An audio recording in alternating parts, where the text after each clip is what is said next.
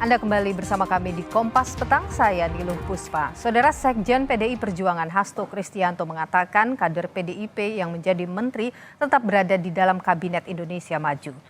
Hasto menambahkan hal ini sesuai arahan Ketua Umum PDIP Megawati Soekarno Putri yang mengutamakan kepentingan bangsa dan negara. Hal ini diungkap Hasto menyusul isu mundurnya sejumlah kader PDIP yang menjadi menteri di Kabinet Jokowi Ma'ruf. Ya kalau menteri-menteri dari PDI Perjuangan ya kita harus melihat bahwa kepentingan bangsa dan negara di atas segalanya.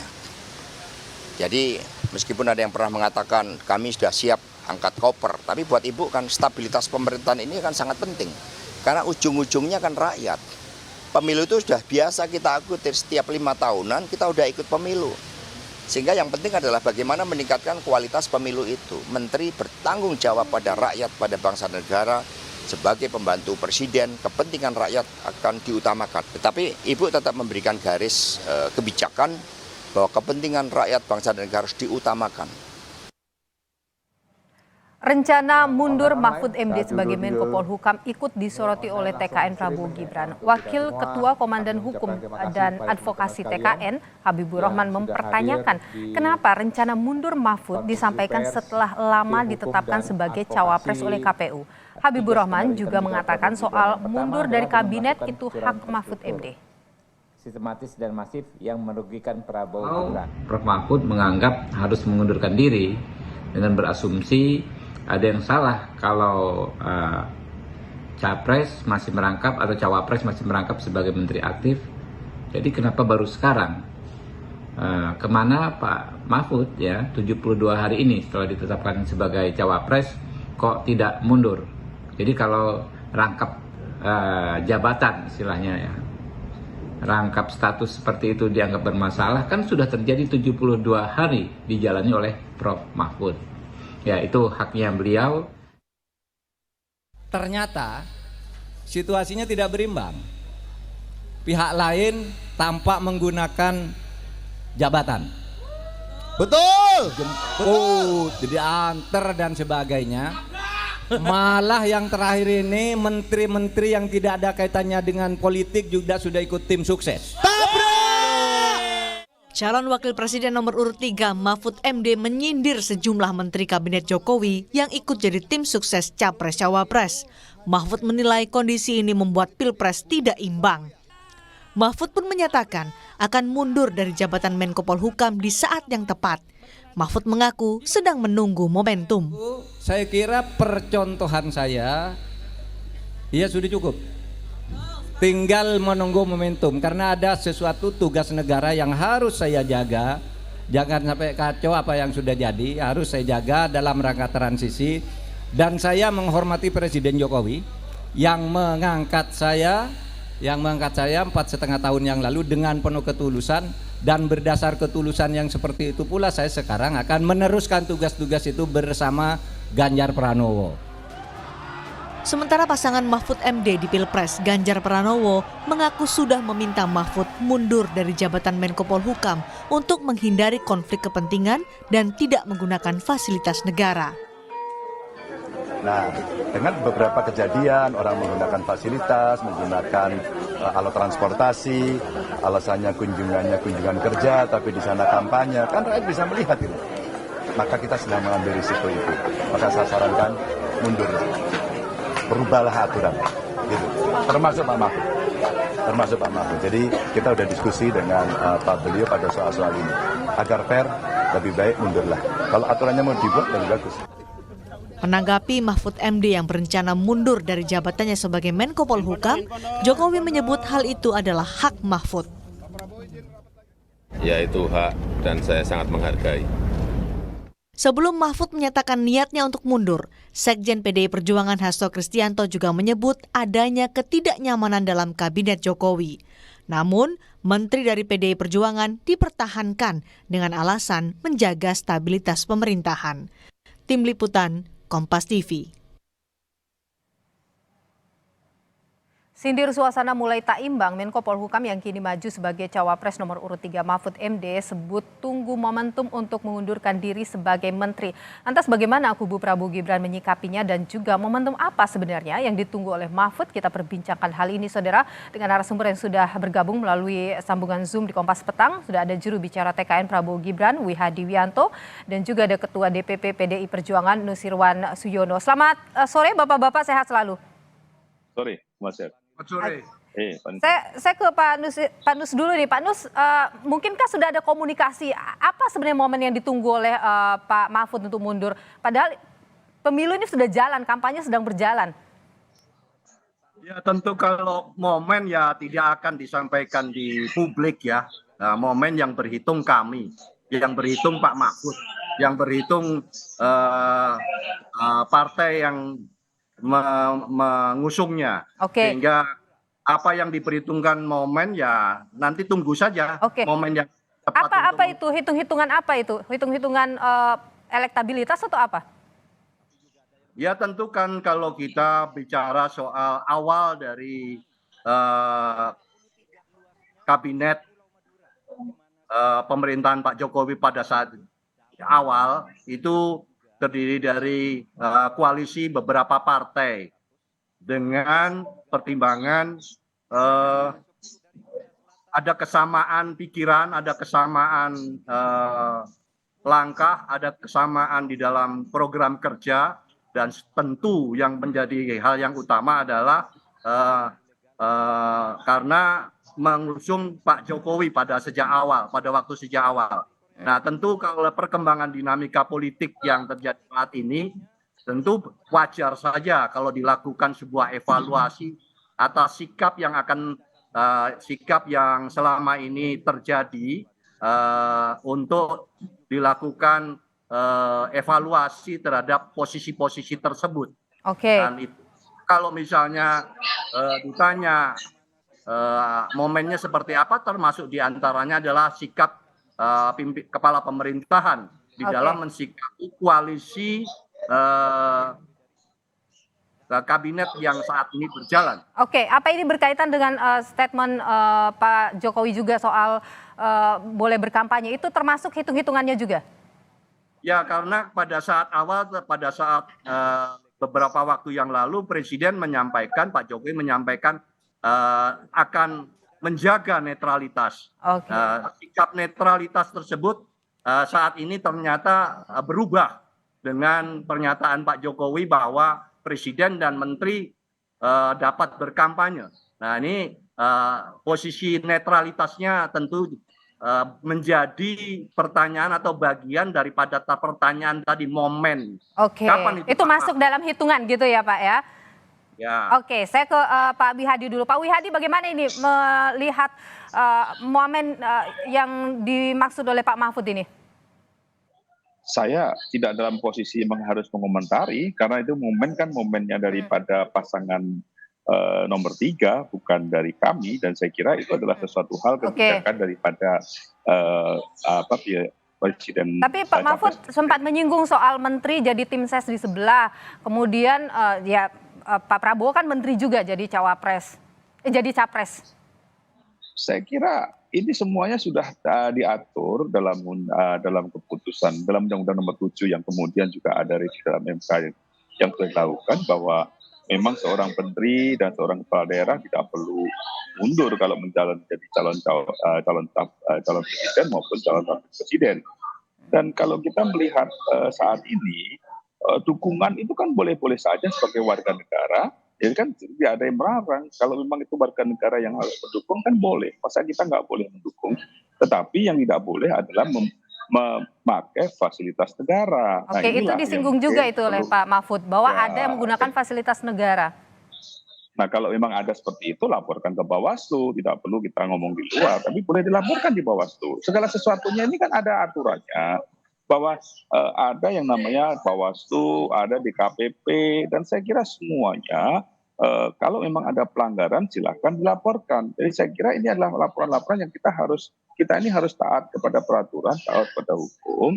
Jadi kalau memang dianggap itu ada pelanggaran, silahkan laporkan, gitu kan? Seperti itu. Jadi kalau di kami kalau memang ada pelanggaran, kami juga melaporkan dari Bawaslu. Dan kalau dilihat dari laporan-laporan yang ada di Bawaslu, laporan-laporan paling banyak adalah dari kami, gitu kan? Bukan kita yang dilaporkan. Oke, Pak Nus, sebenarnya statement Pak Mahfud soal mau mundur itu manuver politik saja atau apa? Sekali lagi, penilaian soal manuver politik tentunya bukan ranahnya media untuk mengolah hal tersebut. Tapi saya ulang yang berkaitan dengan tadi Pak Widadi menyampaikan selama tidak menggunakan fasilitas negara. Yang terjadi sebetulnya kalau tidak menggunakan fasilitas mah banyak yang tidak, hampir semua tidak akan menggunakan. Tapi sebuah kehadiran di dalam sebuah acara itu pun menunjukkan keberpihakan dan menunjukkan adanya peran untuk mengkampanyekan pasangan yang lain. Jadi saya tidak begitu sepakat kalau ukurannya hanya sekedar apakah itu memanfaatkan fasilitas atau tidak ya, itu nanti akhirnya terus jawabannya normatif Bawaslu ini dan sebagainya. Di dalam implementasinya itu tidak sesederhana itu. Tampil saja dalam sebuah forum yang mencerminkan pasangan calon itu kan juga sudah membuktikan posisi politiknya ada di sebelah mana. Dan itu antara itu posisi kampanye atau tidak, ya tentu kita semua paham ya.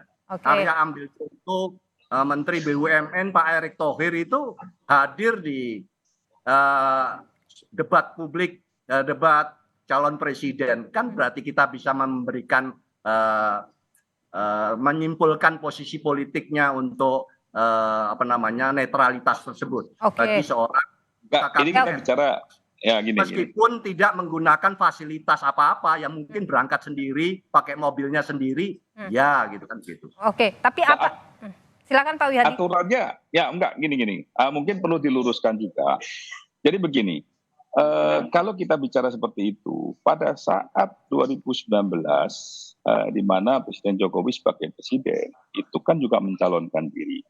Nah, artinya di situ menteri-menteri yang hadir pada saat itu pun juga banyak yang memberikan dukungan. Tapi kenapa kok tidak ada suatu pelarangan, dan kenapa dari teman-teman yang sekarang ini selalu mempermasalahkan itu kok diam saja gitu kan. Jadi saya kira kita melihat bobotnya itu di mana, bobot antara yang kita lihat ini. Jadi saya kira mesti harus diluruskan, masyarakat juga harus tahu bahwa permasalahannya dalam undang-undang itu jelas kok, bahwa yang tidak boleh adalah memanfaatkan fasilitas negara. Itu jelas. Tetapi kalau sebagai warga negara boleh dong memberikan dukungan. Tidak memanfaatkan fasilitas negara dengan menggunakan fasilitas negara itu tipis ketika seorang masih menjabat dalam jabatan publik. Kita akan lanjutkan perbincangan ini usai jeda. Tetap bersama kami.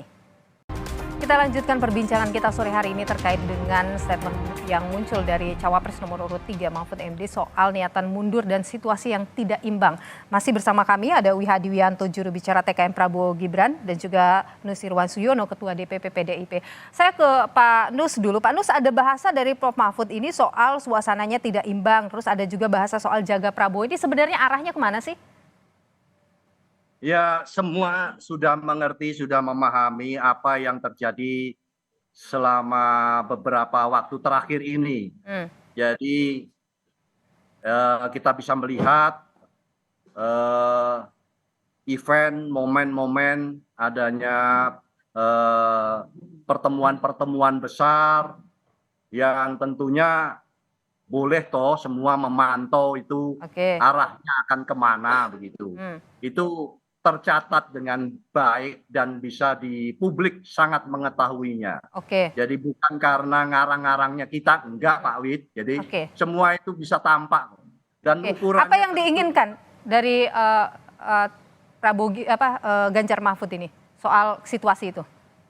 Ya, tentu kalau misalnya kita sekarang, kalau tadi saya ulang bahwa awal karena ini adalah pemerintahan berdasarkan koalisi yang mendukung Pak Jokowi pada awalnya.